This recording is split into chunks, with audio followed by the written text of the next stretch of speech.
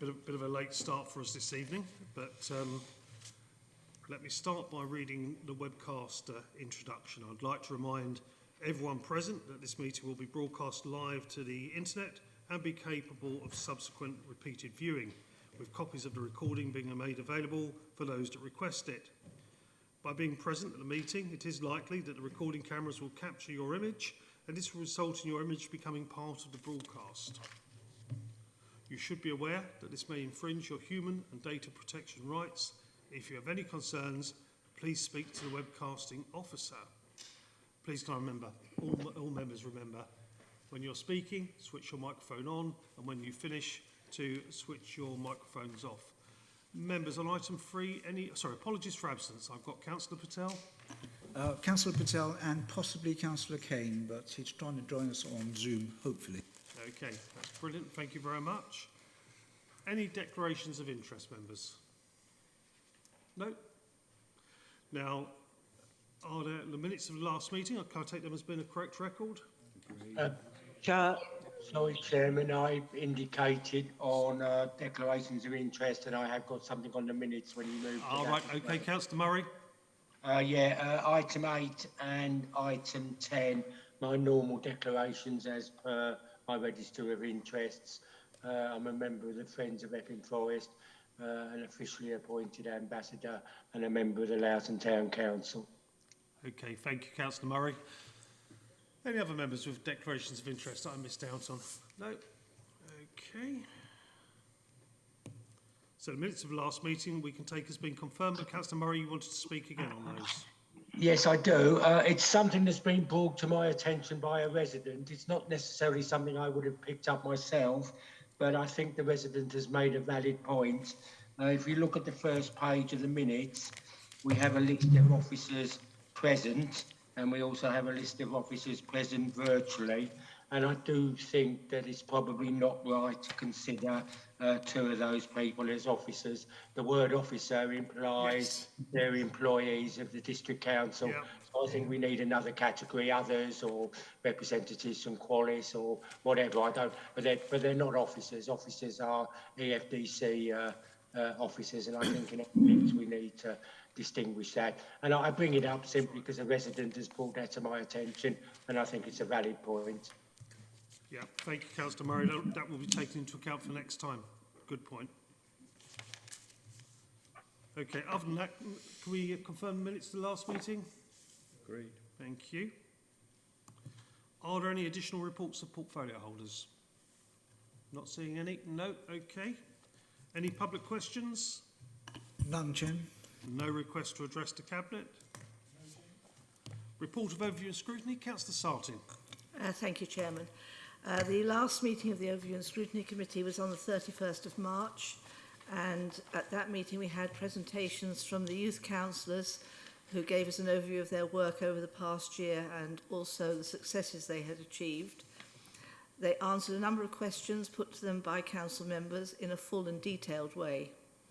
One of the questions related to litter, and the meeting was told about the day they would be spending litter picking on the Stort towpath in Roydon. And just as an aside, I did join them for part of that day and had the opportunity to have some interesting chats with them along the way. They were supported by volunteers who came from the Thames Water, the Canals and Rivers Trust, and there were 3 of our own officers who I believe were from the emergency planning team. At the end of the morning session, they had collected a goodly amount of rubbish, some interesting items in among it, but they certainly had worked very hard, as had the volunteers who had joined them. So returning to the actual meeting, the committee reviewed the partnership agreement for the delivery of the SAM strategy, and they supported the recommended approach to securing financial contributions. This item is on your agenda tonight, and a number of questions were raised by members of the committee, and I know that several Cabinet members were present at that meeting, so hopefully they've noted those areas of concern that were raised. An update was also given on the Climate Change Action Plan consultation, and again, most of the Cabinet members heard the comments made by the ONS committee members. Issues raised included bus services, pavement improvements, household emissions and electric vehicle charging points. There were a couple of amendments made to the ONS annual report, and these were noted, and we looked at the work programmes for the ONS committee itself and also for select committees, and heard something of the work that select committees had dealt with at their last meeting before the ONS meeting. Thank you, Chairman. Thank you very much, Councillor Sartin. Members, any points of note? I thought it was probably the best presentation I've seen by Youth Council to date. It was absolutely first class, and pay tribute to the Youth Council for their time in office, because obviously a new bunch have been elected now. But I think, bearing in mind that they've been through the pandemic, I've never seen so many wise heads on young shoulders. They certainly deserve everyone's applause for what they've achieved. And they are an integral part of this council, as came through very strongly over view and scrutiny. Councillor Murray, is that a legacy hand or a wish to speak? No, it's not a legacy hand, it's a wish to speak very, very briefly. 3 points. Can I say that I completely agree with your comment on the Youth Council? Their presentation was outstanding, and they're an integral part of our council. So that's probably the one thing we might agree with tonight. Though you will agree with my 2 other points, I think, as this is our last meeting of the Cabinet and we don't have any other meetings of ONS. I did just want to thank your group and the second largest group on the council for their kindnesses to allow me to serve on ONS this year, because it's only through procedural agreements that I actually have a place. So I do just want to recognise that again and say thank you. And I wanted to say thank you to Councillor Mary Sartin, because I think she's done an excellent job of chairman of ONS this year. So thank you very much, Councillor Sartin. Thank you, Councillor Murray, and we certainly all agree with each other. I should just hand you back over to Councillor Sartin. Thank you very much, Chairman. Yeah, can I just thank Councillor Murray for those comments? It's been quite an interesting year. We have covered a lot of areas of business, so and there has been a lot of input from a lot of members over that year. But thank you, Councillor Murray. Thank you. Members, in that case, moving onwards, I'm going to change the agenda slightly this evening.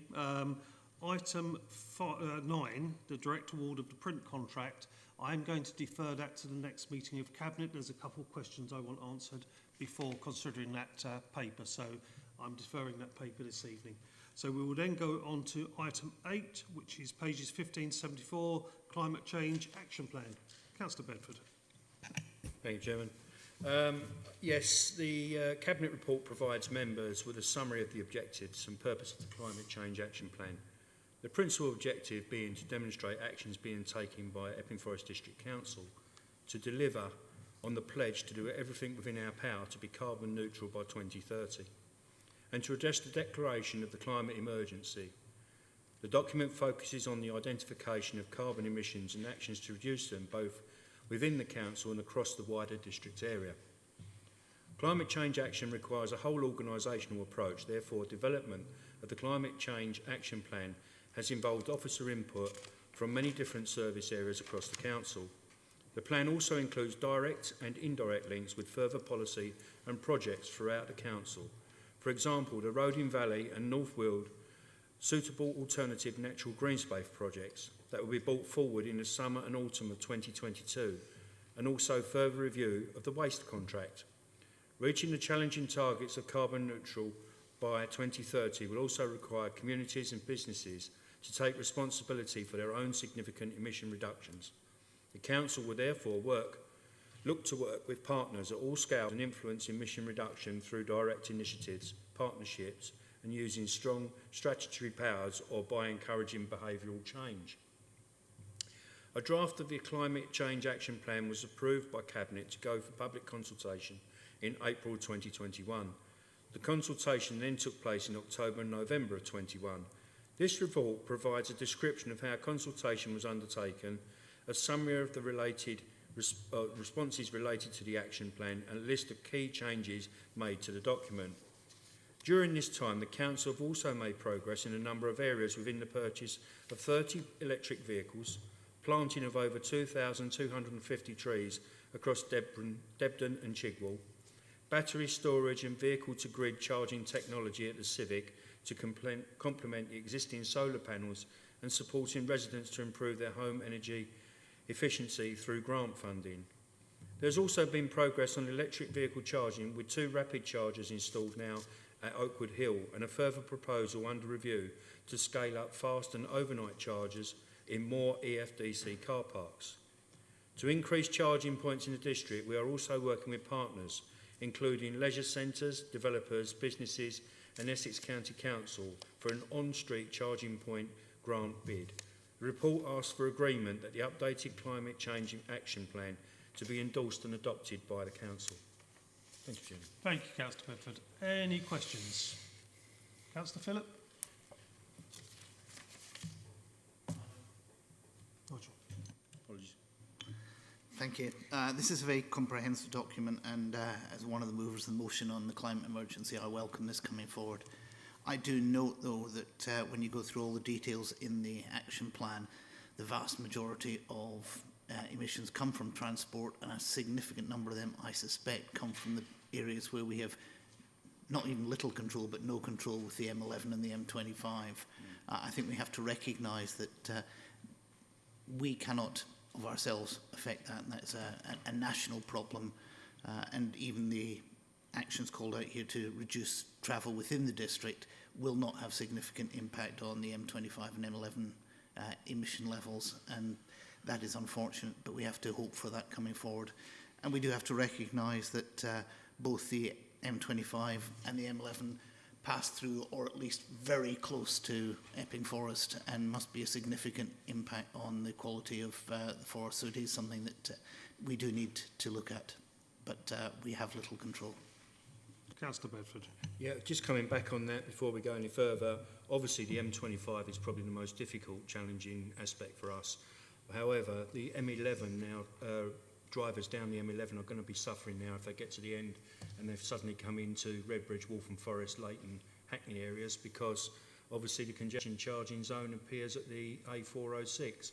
So obviously I think also residents from our district are now changing vehicles as rapidly as they can, which is borne out by the figures that we're receiving. And they're also finding now that obviously at the bottom of the what's the roundabout at the end? Is it Charlie Brown? Not Charlie Brown's the next one up. Waterworks roundabout. That's where the charging point's going to kick in. If you go left and right or go straight across, as soon as you're inside the A406, you'll be paying for it. And unfortunately, it's also hitting residents of North Chingford that would possibly have gone into London or Whipps Cross Hospital, then having to pay congestion charge if their vehicles are not current European standard. But it is a known fact that we are having problems with M25, M11. Officers are aware of that, and I believe we are looking at ways of possibly monitoring that in the district.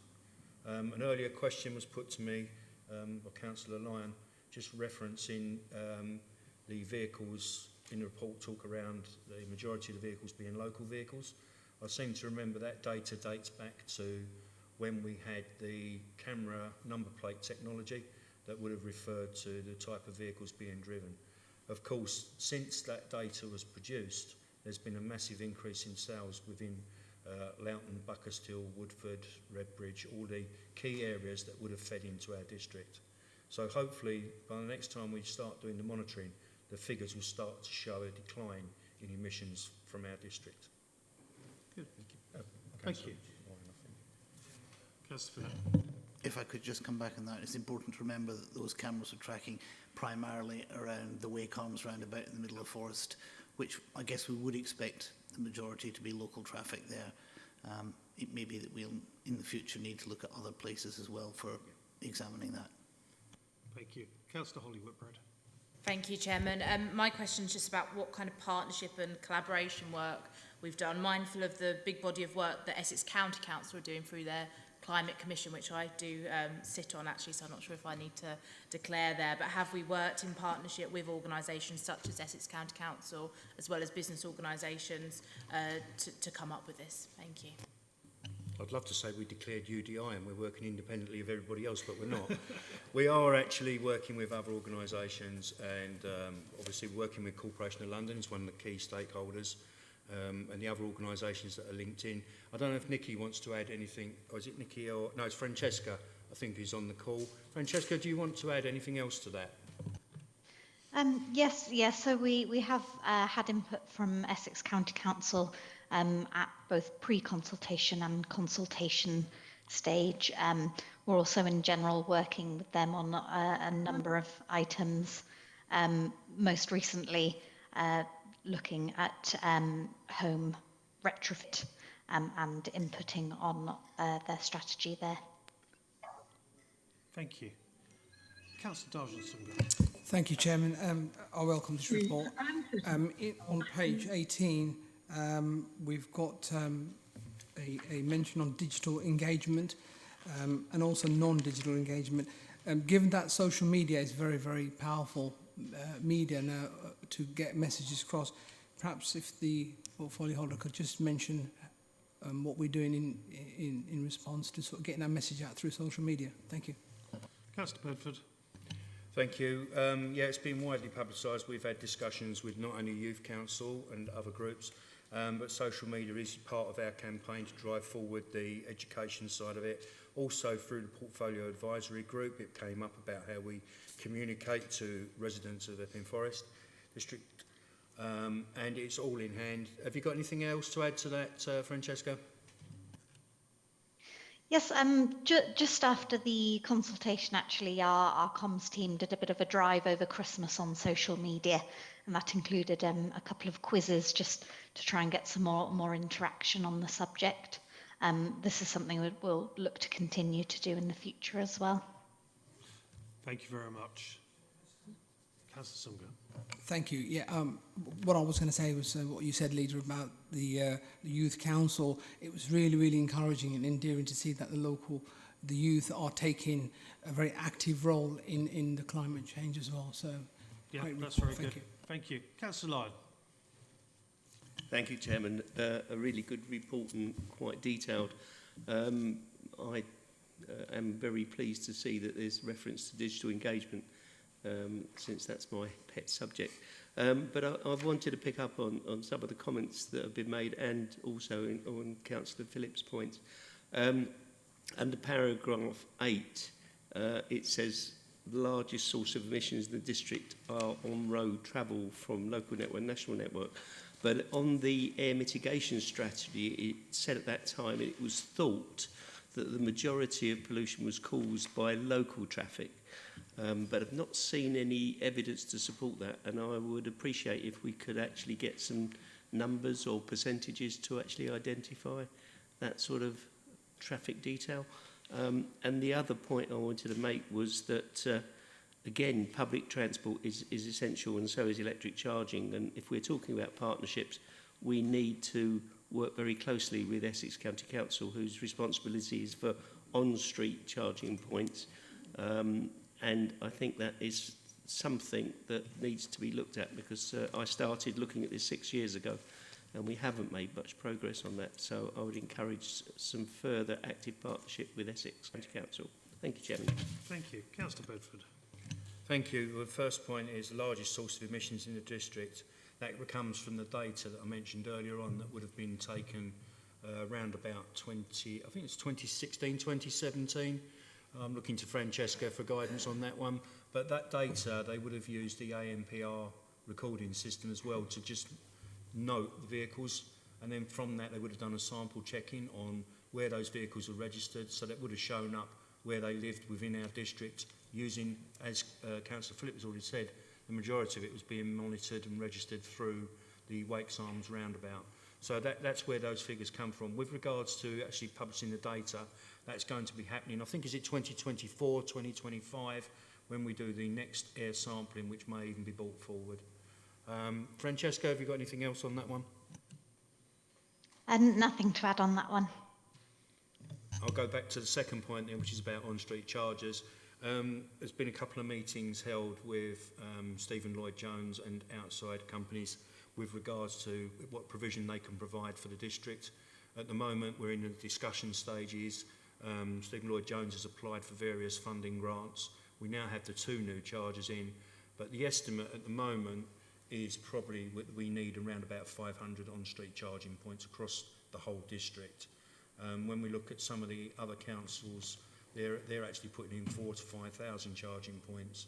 But 500 would not be an unrealistic amount. It's how we get them, how we finance them, whatever grants are available, and what contract we have. I mean, one of the key things for us is no point in putting in 500 charging points if they break down 3 days later and they take 6 months to get repaired. What we really need to do is a 24-hour call-out system, a monitoring station that registers those charging points so that they can be attended to and repaired as quickly as possible for the benefit of our residents. Good. Thank you very much. Okay, let's go to the online contingent now. Councillor Murray. Thank you, Chairman. Just in response to that very last point, I think Councillor Bedford's absolutely right, because we wouldn't want any more Councillor Lee stories about the AA and so on. So I think absolutely get to the 500 as quickly as you possibly can if that's the total that's needed, but do it in a manner that makes them usable. I've got a few comments, Chairman, because I deliberately didn't say very much on this at ONS. Because I concentrated on the SAMs at that meeting. I mean, obviously it's self-evident that this is a very important document and a very important strategy. I just wanted to reference the importance of 2 items on page 43, energy efficiency improvement of council-owned estate and the improvement of energy efficiency in our social housing. And I know that is something that Councillor Holly Whitbread is very keen on, and it's going to take a priority in our estate regeneration projects. But I think that is really important for our tenants, that not only for the climate, obviously, but for our tenants, that we get the energy efficiency as high as possible so that the bills are as low as possible. My next comment was on page 49, action as regards defend and grow bus usage. And I know it's not something that we have direct influence over, but it's something that we can advocate for. Understand and address declining bus patronage. And of course, that is something that we have to do, understand and address why people aren't using buses, but I would suggest that it's probably not rocket science. I think it's got quite a lot to do with the fact that we don't really appear to have a very integrated public transport system. It is extremely expensive, and though I don't want to be political about it, policies do have outcomes, and I do think generally in terms of bus usage in the Epping Forest area, the policy of privatisation of the service has been pretty disastrous. On page 50, we're referencing, and again, I understand that it's more of a Essex County Council matter, but we are wanting to encourage active travel to schools and address the impact of school traffic, and we want to investigate school streets. And my understanding, and Councillor Pond will know more about this than I do, that we've actually got a school in Loughton at the moment. Whether it's right or wrong to name it, I don't know. So I'll leave that to Councillor Pond if it's appropriate, who are actively seeking promote school streets. They've got a new head teacher since September who was from Hackney, and they are a long way ahead of us in terms of promoting school streets. So I think that's really important. And then I've got just 2 other points. I don't really have a page reference for my next point, but I will develop it more under SAMS.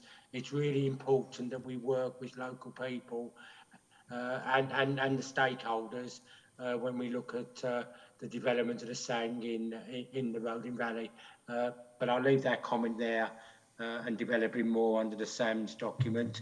And then my last comment, Chairman, and I have kind of prioritised, I could have spoken on quite a lot of this. My last comment on the document is on page 54, campaign raising awareness of the effects of air pollution on the Epping Forest SAC. And I think we all need to be part of that. I'm not saying EFDC will be the main player in that. That's the corporation, and a voluntary body like the Epping Forest Heritage Trust. But I do think, talking to local people, they love the forest and they use the forest, but I have to say there's still quite a large amount of, I don't want to use the word ignorance because that sounds too negative. They're not aware of how important our forest is and how significant it is in terms of Western Europe, and they're not really aware of the effects of air pollution and how we are nearing kind of quite disastrous consequences on our forest. And I do want to just bring to members' attention that the Epping Forest Heritage Trust have got a new chief executive, and they are being very proactive on developing awareness around this. And Councillor Phillip will be pleased to know that they're holding a kind of public consultation event on Thaden Green on Wednesday week to promote awareness around these issues. I'm sure they've got the corporation's permission to be on the green. And I think my final comment, and I think it would be appropriate to make this comment, we will all have noticed that Councillor Stephen Neville isn't standing again in the local elections. I don't know the reason for that, and I'm disappointed that he isn't. But I wanted to just acknowledge the work that Councillor Neville, with others, but Councillor Neville has been banging on these type of issues since he arrived on the council 8 years ago, and he was more of a lone voice 8 years ago than he is now. So I do think on this item it is appropriate to say thank you, Stephen, for your work on this topic. Thank you, Chairman. Thank you very much, Councillor Murray. Did you want to pick up on any of those points, Councillor Bedford? Just one point there, Councillor Murray. As you're so, I can believe that you are so passionate around the forest, and you are a member of the Loughton Town Council, I believe. It may be possible, perhaps, for you to speak to Loughton Town Council, perhaps to put an education leaflet together or some sort of website for local school use that may be a way forward of reinforcing the importance of the forest. So perhaps we could task you with that little piece of work. Thank you. Thank you very much. Okay, let's move on because we're busy agenda tonight. Councillors Pond. Thank you, Leader. Yes, a couple much to be welcomed in this document. It's got a very broad brush, and most of us, I think, would heartily agree with a lot in it. So well done for the genesis of this document. Couple of things, and taking up points that both Councillor Phillip and Councillor Bedford made. We know that the M11 and M25 are major players in the ecology of Epping Forest District, and a major bad effect on the forest area of special area of conservation.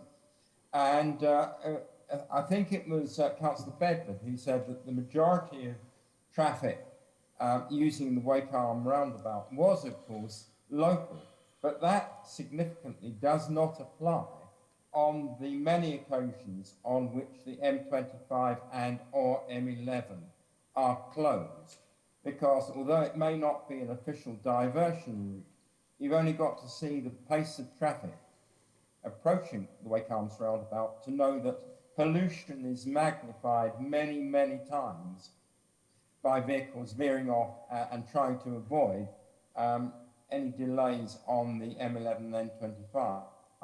And if any talks with Highways England can be held to obviate that possibility, I think that would be a major way forward.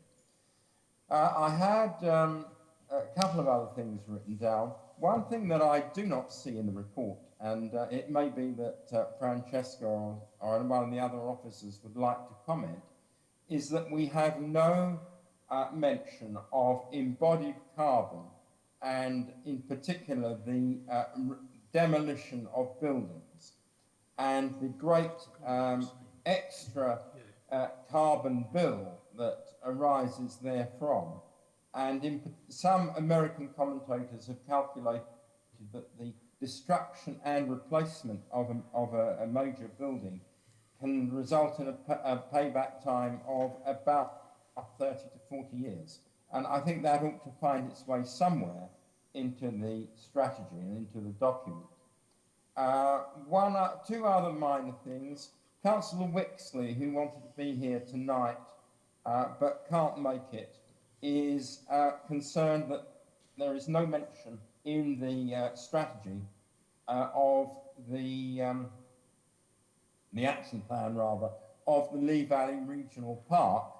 And he thinks, I believe, that it and other organisations of a like type in the Epping Forest District and beyond ought to be much more closely involved. So that's that one.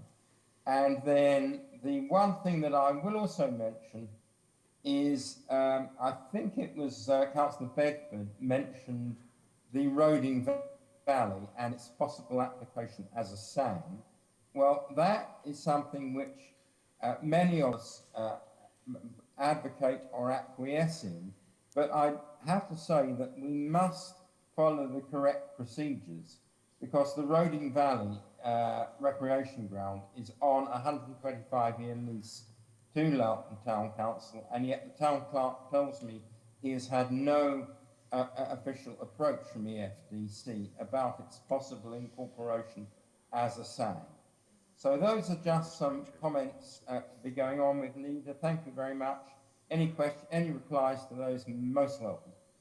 Thank you, Councillor Pond. The webcast was very poor at that point, but I'm going to pass over to Councillor Bedford, who may ask for officer help, or we may have to come back to you once an opportunity has been had to listen to the recording again.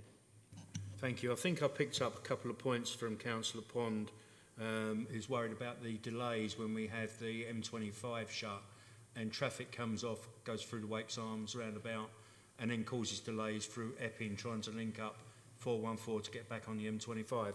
Well, obviously that is something that's outside of our control. We do know that it happens on a frequent basis. There's probably nothing we can do around that.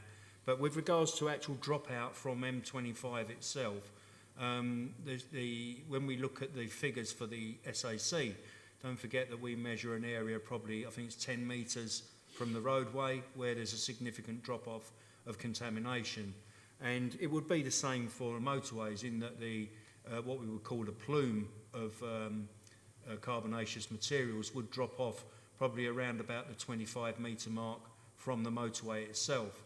So although it has the volume of traffic, hopefully we can satisfy Councillor Pond that the dropout from that shouldn't be as bad as we anticipate in the district itself. But I do acknowledge the fact that it is a major contributor and it does need to be accurately monitored. I'm now going to defer to Francesca, because I couldn't pick up the final part of the question. Thank you. Francesca. Thank you. Yes, just picking up on the embodied carbon, I've noted that point, and this area is generally covered in the sustainability guidance documents, but if appropriate, can look to make that more specific in the document. And also noted your points on the Lee Valley Regional Park as well. Thanks. Thank you very much. Chris, there's one more point. Just coming back on one more point about Councillor Pond, he did mention something about knocking down buildings, taking 20 years, I believe it was, to recoup the damage that can be caused by knocking them down. But obviously we do have a policy of the way that buildings are deconstructed, and a lot of that involves spraying water over the site as they are decommissioned and stuff is knocked down to keep dust levels and contamination to a minimum. All new buildings going forward will have to have a manual on state exactly what's been put into that building, and includes refurbishments, and I expect there's probably one for this building now. And going forward, that manual is then used for decommissioning of buildings in the future, as it will list all the materials that have gone into that building, and there'll be a way of safely demolishing and disposing of that building at some future date. Thank you very much. Councillor John Whitehouse. Thank you, Chair. Yeah, it's such an overwhelming and big issue, isn't it, climate change, that it can be difficult to sort of know where to start. But I mean, the way is to break it down into specific, initiatives and specific steps. Some of them small and hopefully some of them large, to tackle it one step at a time. And I think this does a good job of starting to do that. There are a couple of things I just wanted to ask about. First of all, just in passing, on page 40, there's an update awaited on walking, cycling, public transport use. Presumably that will be inserted before this is sort of finally published. I looked for the details of how this is going to be reviewed and kept up to date, because obviously the point of this is to drive action, and action needs to happen quickly rather than just congratulate ourselves we've got a strategy. And I see the KPIs are being updated annually, and presumably this will come back to scrutiny committee for sort of annual update on progress. And I just wondered how flexible it is enough to adjust to changes as we go along. In particular, and I think Councillor Bedford mentioned this earlier, there's some evidence that the uptake of electric vehicles is increasing at a greater rate of increase than perhaps was originally anticipated, which will bring extra pressure on things like electric charging points and other infrastructure, and be helpful to know that the strategy can be flexed and altered and updated quickly enough to respond to need. Thanks, Chairman. Thank you. Councillor Bedford. Thank you. On your last point there, Councillor Whitehouse, just to let you know that some figures just recently been published, I think it was last week, with regards to ICE engines, which is obviously internal combustion engines, and the market had the worst month, I believe it was, for the last 3 years in sale of ICE engined vehicles. However, electric vehicles was increasing exponentially, and it was to such a point that they're suffering with getting the chips for electric vehicles, but they are still managing to sell more electric vehicles now than petrol or diesel vehicles. So that was good news. With regards to updating the LC whip and including it into the document, I expect that will take place at some point in the near future. LC whip was agreed, I believe, at our last cabinet meeting where we had discussions around that. If it wasn't then, it was the one before. I know it's quite a recent document. Francesca, have you got anything to add to that? Yes, with the awaiting update, that can be updated before formal publishing of the document.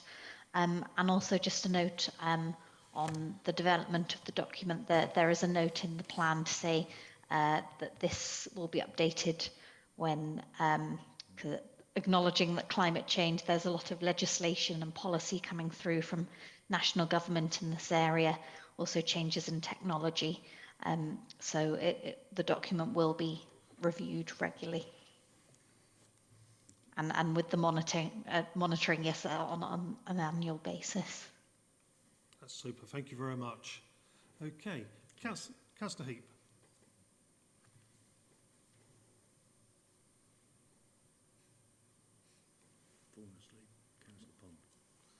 Councillor Pond, is that a legacy hand or have you got something to come back on? Leader, that is a renewed hand. All right. Because I wanted just to respond to the point made by Councillor Murray about school streets. There is indeed one school street which we hope can be instituted fairly quickly in Loughton. I've been in conversations with Councillor Scott as the Cabinet Member at Essex on this. We are hopeful that fairly swift progress can be made, but once again, this is a cogent instrument of reducing ICE traffic, in this case right on the forest edge, and so a tad of encouragement from EFDC would be very welcome at the appropriate time. Okay, thank you for that update, Councillor Pond. We'll give Councillor Heap one last opportunity to come in. Councillor Heap. Hello, thank you. Can you hear me? Yeah, we can hear you loud and clear. Well, most of it's been covered. Most of what I would say has been covered. And the irony is not lost on me that I'm in a super hybrid vehicle stuck in a traffic jam at the Blackwall Tunnel. Which is great. In terms of Councillor Bedford's point about the plume from the M25, I think it does depend to a large extent on atmospheric conditions, so it can swoop to the middle of the forest quite quickly and easily. And the other thing I'd like to mention, which is not something that we can action, but possibly lend support to making micro-generation possible. Because at the moment, I think the law is that if you have a generating company, you have to be able to offer it to anybody in the country, which is obviously nonsense, which is why so many may have gone bust. But if we could encourage everybody, like MPs, to allow smaller generating companies, we could put photovoltaics on all houses in the district and grow our own electricity. Councillor Bedford, grow your own? Not being a very keen gardener at the moment, and not sure if we've got the available space for producing our own electricity. I think we need to look to that one for the future if something comes up. The first thing is, the trouble with that sort of project would be if we put windmills somewhere, someone will moan it's spoiling the landscape, affecting the birds, having an impact on light aircraft. There'll be loads of complaints. I do see the need for energy generation, but I'm not quite sure how we do it. Just for Councillor Heap's benefit, I did hear of a very good project in Scotland recently. Unfortunately, we can't do it here. They, at times of peak power, when the wind's blowing really strong, they pump water from a low-level dam area to a high-level dam area. Then when they need electricity and there's no wind around, they actually release the water back from the top reservoir to the bottom, which then produces electricity through hydro generation. Well, I don't think I've got enough room at North Weald to put a flood relief plane in and fill it up with water and pump it uphill and then drop it down the hill again. But if we had a more hilly area, then yes, that would be something that we could seriously consider. But I do take on board his point about power generation. Thank you, Councillor Heap. Thank you. Members, we've had a good debate on this particular issue. We've got 3 recommendations. Can I take those as been agreed? Thank you. Okay, so we're skipping item 9. We're going straight on to item 10, partnership agreement for delivery of site access management and monitoring measures for the Epping Forest Special Area of Conservation. Councillor Bedford. I thought I was going to get a chance to get my breath in. Right, the Epping Forest contains land which is subject to international protection for its biodiversity value by way of its designation as a Special Area of Conservation, the SAC. The Council has a legal duty as a competent authority under Habitats regulations to protect internationally important sites, such as the Epping Forest SAC, from the effects of development. This can be best achieved using measures put in place at the local plan level. This item specifically concerns the potential impact of residential development on the Epping Forest SAC in relation to additional visitors using the forest for recreational purposes. The partnership agreement presented for adoption as a material planning consideration replaces the interim approach to managing recreational pressure on the Epping Forest SAC, adopted by the Council in October 2018. The agreement has been jointly developed by the Council with other competent authorities, Natural England and the Corporation of London as a delivery body. It is vital that proper mechanisms are put in place as quickly as possible to enable monies that have already been collected to now be spent. No, Councillor Phillip, you can't have them. At present, we have some £45,000 that has been collected towards the SAMS measures, with over £200,000 more in Section 106 agreements, which could come forward once the individual permissions are implemented. To be clear, none of this money can be spent without us signing the governance agreement. And the agreement comprises the updated Strategic Access Management and Monitoring, SAM, strategy for the Epping Forest, governance arrangements to ensure financial contributions have been and will be collected from developments are spent in accordance with the purposes for which they have been secured, and that proper monitoring of spending is put in place. The arrangements have been legally reviewed, do not create a financial liability for either the individual authorities or the conservators if the assumed level of development does not come forward as anticipated. The only liability is if the Council does not collect monies secured through Section 106 planning obligations, which should have been. The strategy includes costs for undertaking further visitor surveys and other monitoring activities. The cost of the strategy includes an in perpetuity element. The TOG considered that using a 125-year figure was overly burdensome, and that having reviewed the approach elsewhere, an 80-year period was considered appropriate. This reflected the lifespan of relevant developments. Neither Natural England or the Conservators of Epping Forest have objected to this. Members may also be interested to note that the Environment Act 2021, in relation to biodiversity net gain, only includes a 30-year period. The government's arrangements, which is paragraphs 6.2, 3 and 4, include the approach to be taken for updating the cost on an annual basis, annually from the 1st of April. The government's arrangements include terms of reference and the Technical Officer Group, the TOG Group, which includes oversight of the implementation and the effectiveness of the measures being delivered, and for the updating of the strategy as when the group considered this to be appropriate. A question was raised at ONS as to whether town and parish councils could be represented on the group. Having considered this request further, as the group is intended to provide for the day-to-day oversight of the delivery of the strategy, it would not be appropriate to widen the group out in this way. In addition, there are no elected members, representatives on the group from either EFDC or the London boroughs. An explanation of how the robust approach taken to supporting the SAM strategy costs to individual local authorities has been arrived at. This is based upon the likely increase in visitor pressure from each local authority as a result of qualifying development arising through respective local plans. As the report outlines, costs to deliver SAM strategy have increased, but it is important to appreciate that the percentage of total costs attributed to the district has decreased compared to the adopted interim approach. The dispute resolution, paragraph 14.3 of the agreement, the parties will determine the expert to be appointed. It isn't explicit because it will depend on whether the dispute is legal, financial or technical.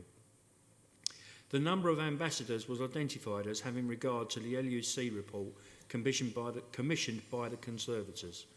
Their appointments will be spread over a number of years, recognising that the delivery of the residential developments will be over a number of years as well. On costs of staff posts have been included in the costings.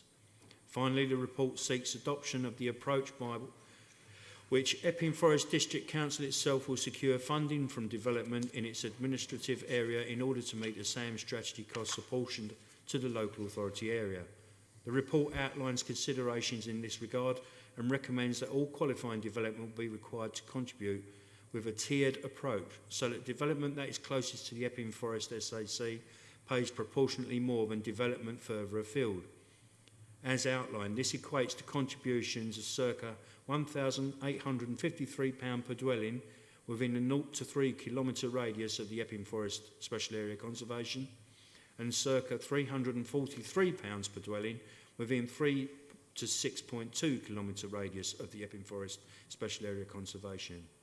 There was a suggestion at ONS that a 3-tier rather than a 2-tier approach might be appropriate. Having reviewed the zone of influence and the level of development proposed for allocations through the emerging local plan within proposed tiers, it is considered that the 2-tier approach is most appropriate, reflecting the fact that there is only a small amount of development in the 3 to 6.2 kilometre area outside of the strategic master plan sites, which are at Latin Priory, Water Lane and North Weald. For clarification, the zone of influence is measured as 6.2 kilometres from the designated boundary of the Epping Forest Special Area Conservation, which is taken in any direction. Whilst not directly relevant to this report, I thought it would also be helpful to clarify matters raised in relation to the Roding Valley Recreational Ground project. As background, the project was included in the Council's adopted Green Infrastructure Strategy, having been identified by a number of people in response to the wide-ranging consultation undertaken in June and July of 2020, as well as the Youth Council, as a site which would be suitable as an infrastructure enhancement project. The final strategy incorporated the Roding Valley Recreational Plan. The strategy was considered by the Council's Stronger Place Committee on the 29th of March 2021 and Cabinet on the 20th of April 2021. In particular, I want to reassure colleagues in Loughton that no master plan has been developed. We are just in the process of starting this work.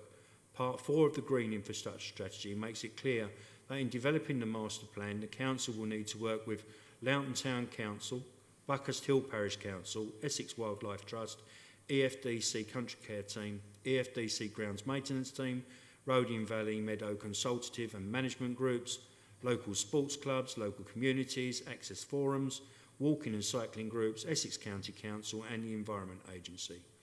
At the moment, the Council is beginning to make contact with these organisations so that we can get the right people involved in developing the master plan, so that we didn't lose the opportunity of collecting financial contributions towards the implementation of the project, including from Borders Lane and Epping College sites.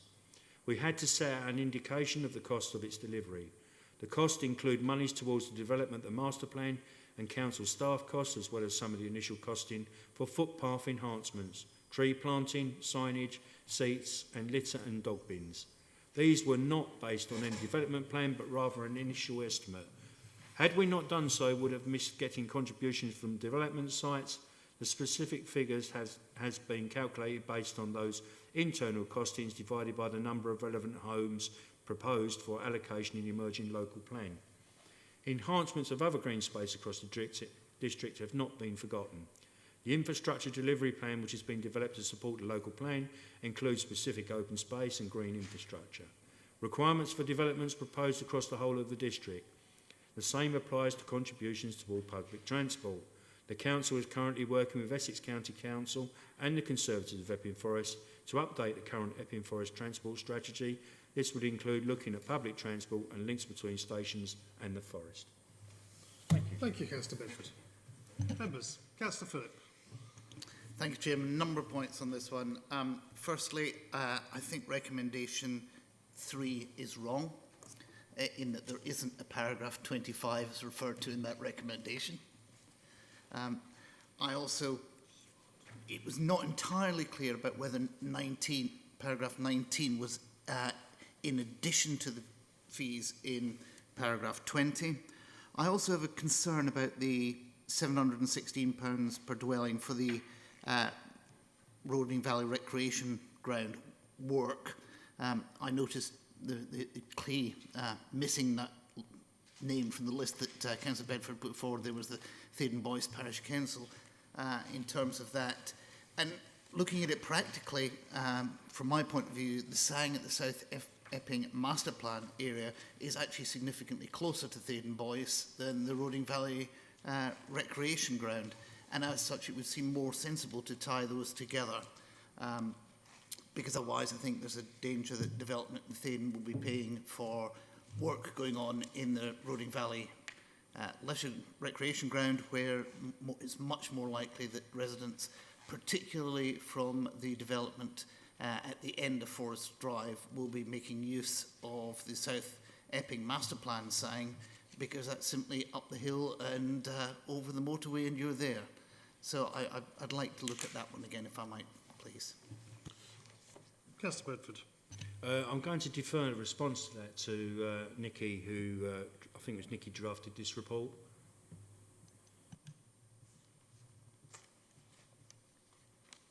Thank you very much, Councillor. Sorry, I'm just trying to... There, that's better. Hopefully I can cover a number of those points. I think just going to the matter of Thaden Boys, that was included because the other part of other infrastructure enhancement project is looking at doing improvements to the footpath network, which actually would link Debden up towards the Thaden Boys Wood, and then from Thaden Boys itself down into the Thaden Boys Wood, which is the area which is managed by the Wildlife Trust. I do appreciate that that's in terms of how that's set out and the costings are set out within the green infrastructure strategy isn't necessarily clear in terms of that separation. Perhaps I could suggest, Councillor, that one way of looking at that is that recognising that once that work with Loughton Town Council and with Buckhurst Hill Parish Council and the other bodies to develop the master plan for the Roding Valley Recreation Ground itself, once that's done and there is actually a much clearer cost plan in terms of specifics, that might be an appropriate time to come back and review the costings and how they are attributed. But there is a need for Thade and Boys developments to contribute, if you like, towards that that wider enhancement of the public rights of way network. I don't know if that helps. Councillor Phillip. I'm all in favour of improving the public rights of way, but I think I would revert to my previous statement, which is the public right of way that's probably most in need of improving for the predicted development in Thade and Boys is the part of the Oak Trail that actually leads up from the allocated site directly to the area where the South Epping master plan area would be, because if you walk that any time that there's been rain in the even moderately recent past, it is a nightmare to walk. And I think working on the basis of what I know of people in the village, the majority of walking goes in that direction as opposed to down towards the Roding Valley.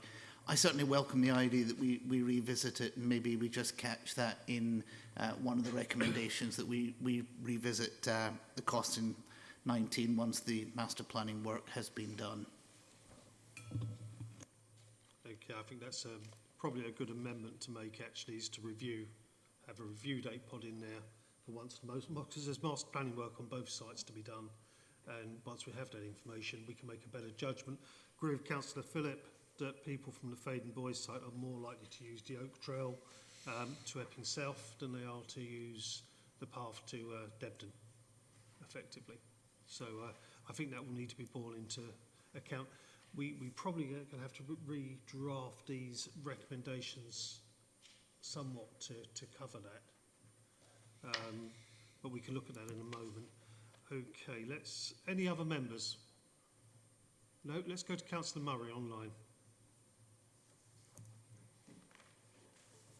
Thank you, Chairman. I can't resist a comment that in an earlier reincarnation I thought all roads led to Debden, but there we are. Very positive, actually. Can I thank Councillor Bedford for the way that he's obviously listened carefully to what ONS had said and responded, because I don't always get that feeling. When we've looked at something at ONS, I don't always think it's reflected in the debate we have from the portfolio holder at the next cabinet, but Councillor Bedford has clearly listened and answered. Only just a few points, because I made my main contribution on this at ONS. That's what I decided to do. But I was the member that raised the definition of perpetuity, and I'm satisfied with the explanation now why it's not 125 and it's 80. We weren't able to hear that explanation. Was it last Thursday? They all merge into one, don't they? But we've had an adequate explanation now, and I'm happy with that. I completely agree with Councillor Bedford about TOG.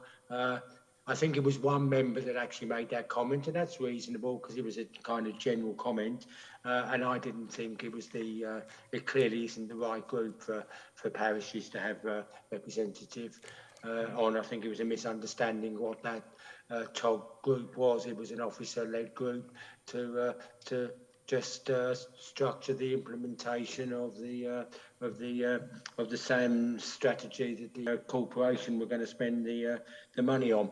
But I will just repeat one comment I made at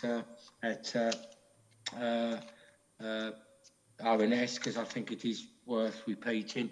I did think the appendix that we've got about how the corporation has identified how they're spending the money sounds absolutely right to me. I don't set myself up as an expert on the forest by any means. I know people with far more knowledge and expertise on the forest, but a layman's use of the forest, certainly the things that they've identified are the things that register with me. I'm very pleased to have the greater explanation around the £716, and I'm satisfied with that explanation, and I'm glad that we are going to take the parishes on board. I still can't quite get past the plan that Councillor Wixley says exist and I hadn't seen. I have now taken steps to make sure I've seen it, and it has no understanding of how the Roding Valley Recreation Ground works. It's quite clearly just an outline of the recreation ground, and let's have a path all the way round. So I'm glad there's going to be consultation, because it just doesn't understand the usage of the Roding Valley and so on, and that can only be done by very local people. So I'm really pleased about that. The only thing I did hear missing, and I can't remember exactly what the points Councillor Bannott made at ONS, but maybe Councillor Sarton can help us, or someone else who was present. But obviously his background is as a solicitor, and he made some very good technical points around the partnership document. I think around dispute resolution, and he felt that the document needed to be a little bit clearer. And I didn't hear any response to that, so I don't know whether Councillor Bedford or one of the officers can respond to what Councillor Bannott said at ONS, but I thought he made some very, very useful points about legally how he would have liked to have seen a slightly tighter elements in some of the documents. And as I say, I think it was around dispute resolution. Yeah, thank you, Councillor Murray. It certainly was around dispute resolution, if I remember correctly, at the meeting, and improving the agreement should have more comment on it. But I'll leave that to Councillor Bedford to answer. Councillor Bedford. Thank you. I think we'll get Nikki to have a look at the playback of the Overview and Scrutiny Committee and see if we can... Oh, she wants to speak. Thank you.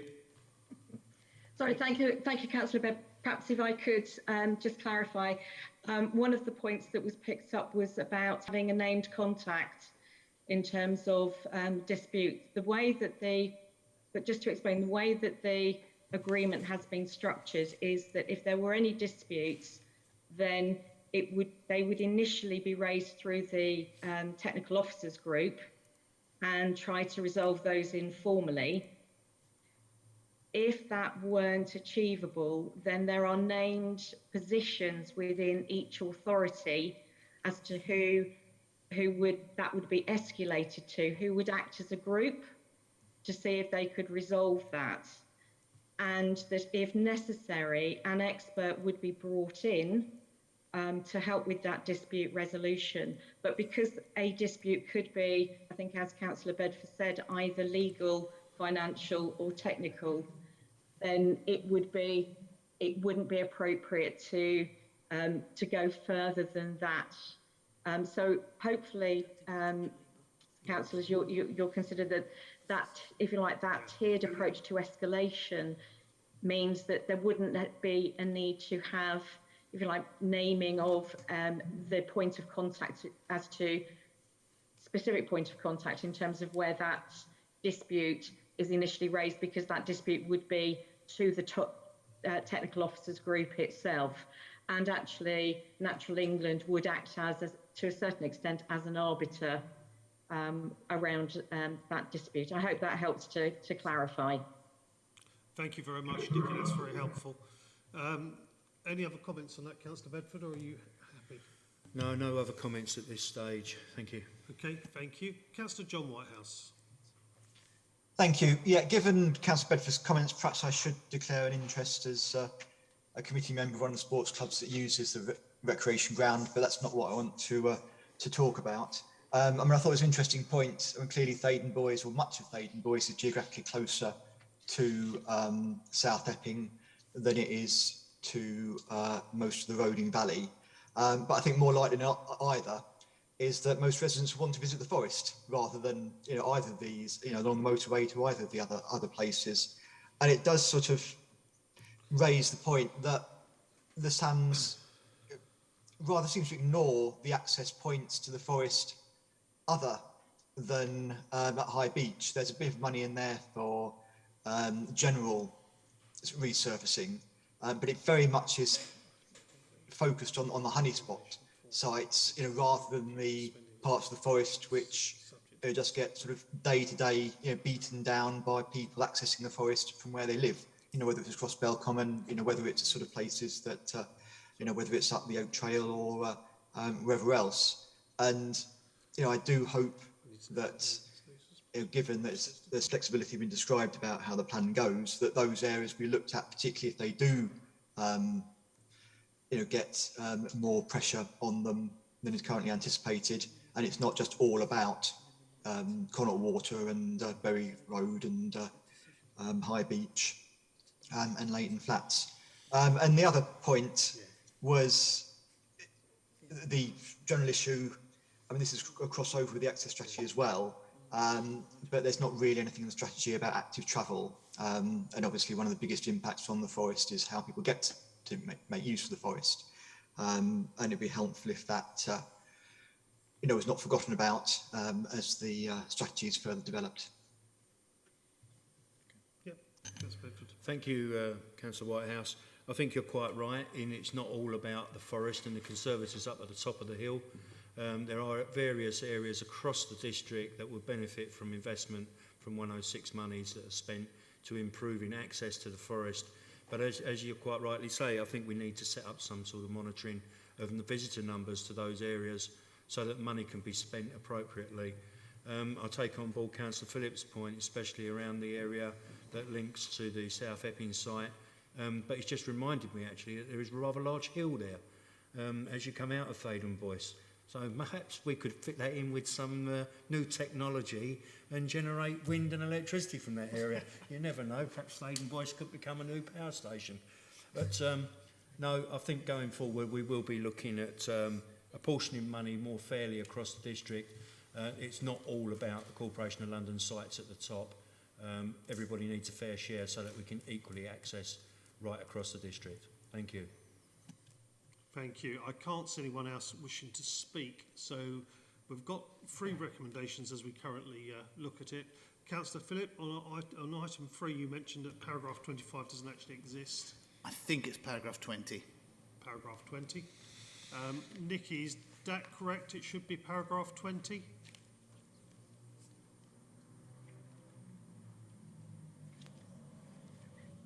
Sorry, Chair.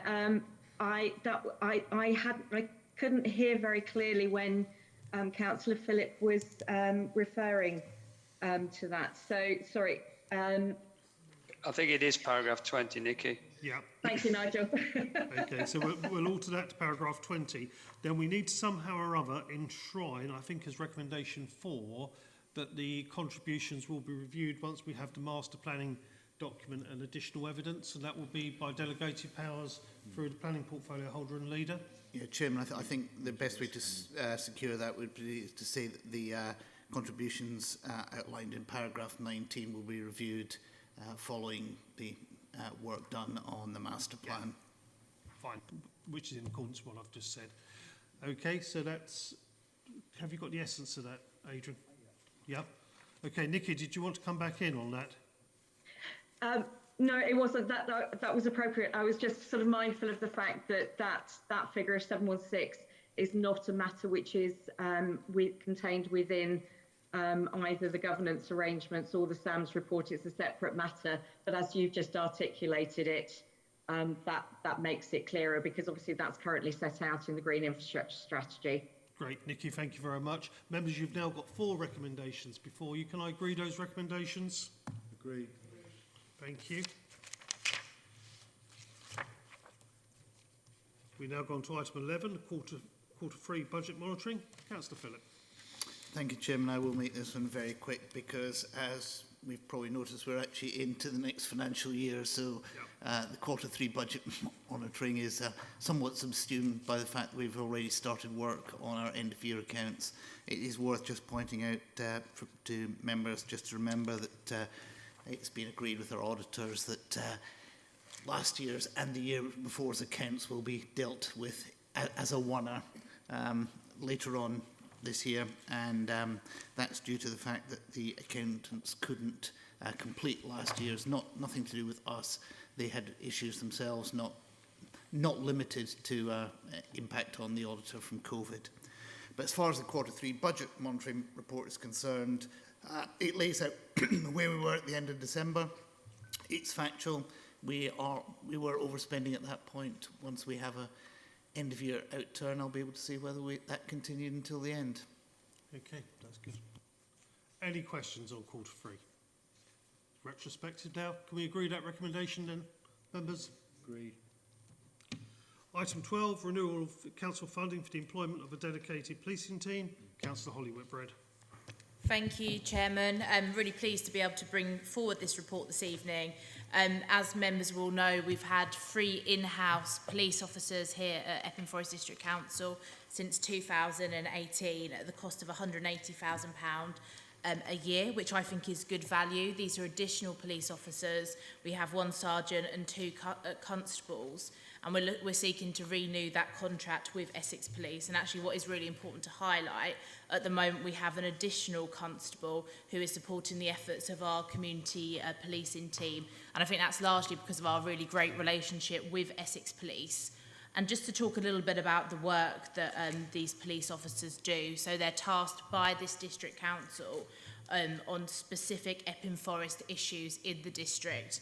And they've done some really great work, particularly around Operation Rose, which members will remember did gain national coverage a couple of years ago. And that was tracking down some gang members in relation to a drugs ring locally. So a really important piece of work there.